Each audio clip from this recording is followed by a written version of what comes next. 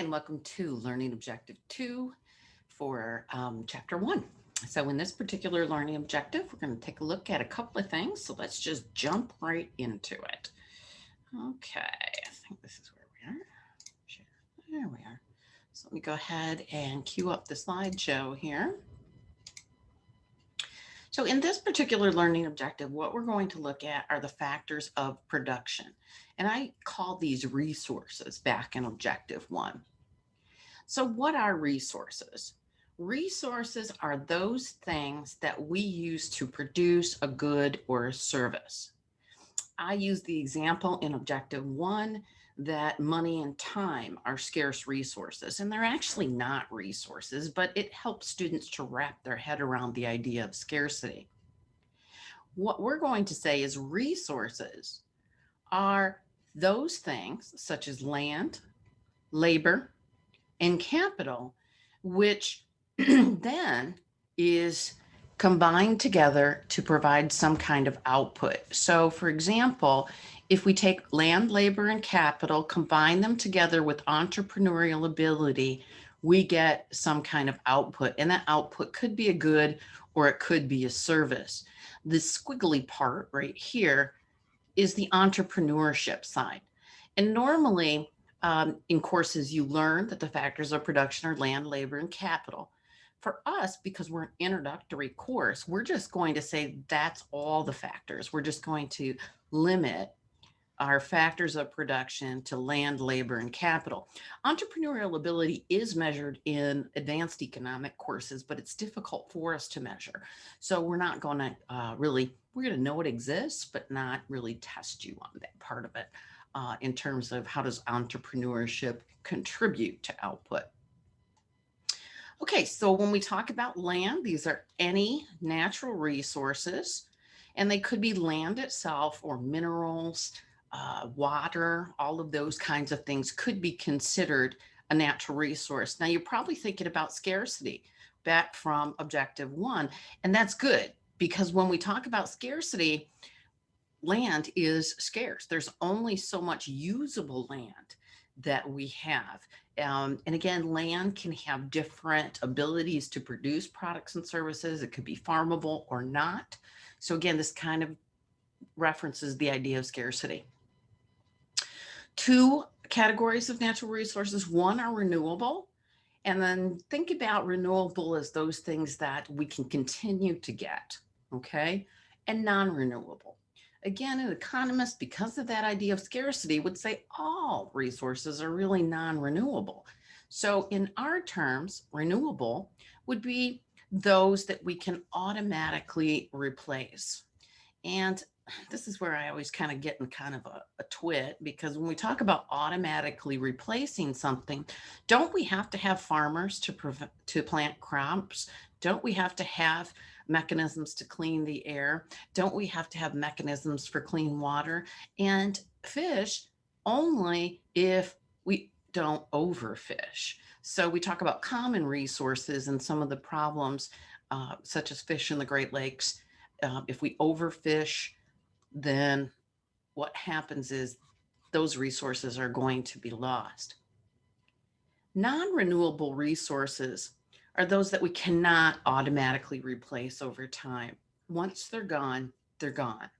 And again, an economist would kind of say that all natural resources are put in this non-renewable category unless we have individuals or mechanisms to replenish those resources. And I want to use the word replenish, not replace, because all we're doing is taking an existing resource and ensuring that that can further on. So we talk a lot in economics about environmental economics. And so that's where this comes from.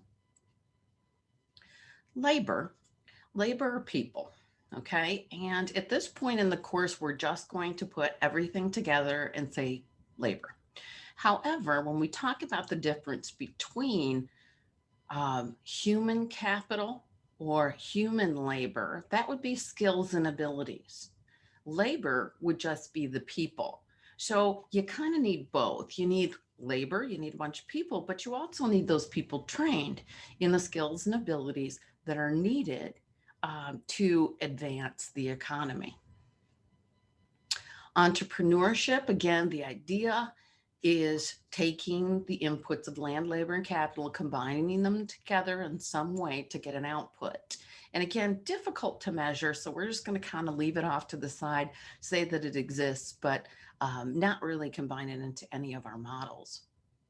Again, an entrepreneur, we could talk about intrapreneurship. Those are individuals that work inside of corporations, but take that idea of risk taking and making sure that the benefits of their actions outweigh their cost. Um, all of those individuals are important in combining the resources together to get some kind of output. Capital is the last one, and I really want you to be careful here because capital, you may have said capital in other courses and it meant money. Capital is not money. Capital is anything that you use to produce a good or a service.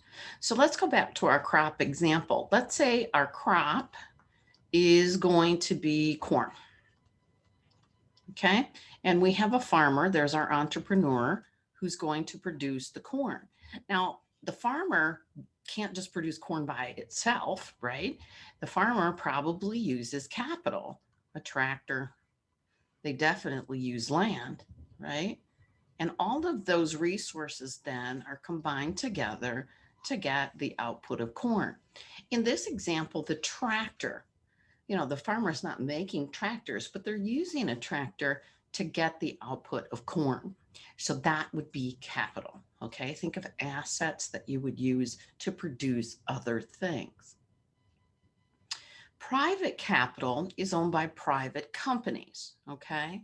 And some examples could be, although I would disagree, I would say consists of factories. I would call factories land. Office buildings, I'd call that land too.